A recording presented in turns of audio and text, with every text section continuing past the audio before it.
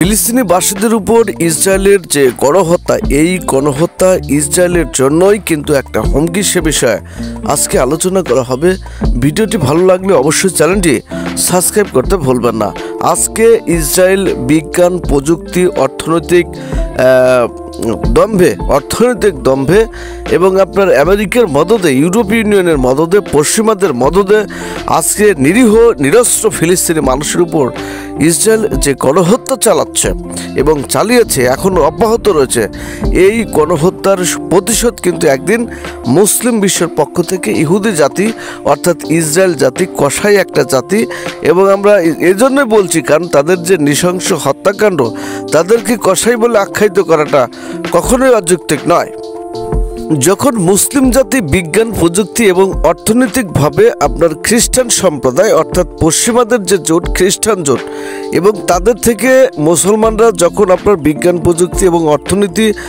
তখন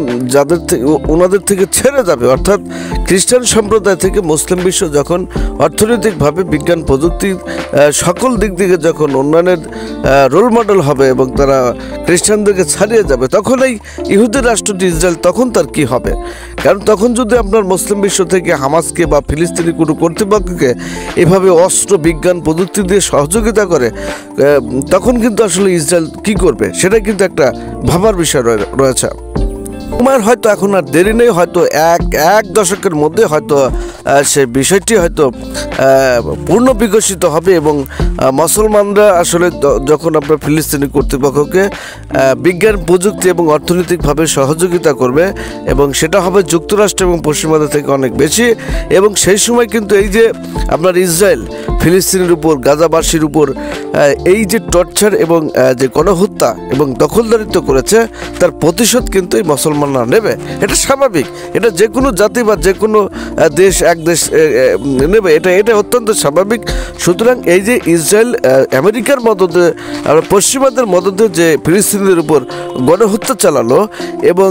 দখলদারিত্ব চালিয়েছে এবং টর্চার চালাচ্ছে, এটা কিন্তু পুনরাবৃত্তি হবে। সুতরাং সেই ক্ষেত্রে কিন্তু হয়তো মুসলমানরা আরও যদি একটু নৃশংস হয়, তখন কিন্তু ইসরায়েলের জনগণ এবং ইসরায়েলের রাষ্ট্রটির যে জন্ম হয়েছিল সেটার খুঁজে পাওয়া যাবে না।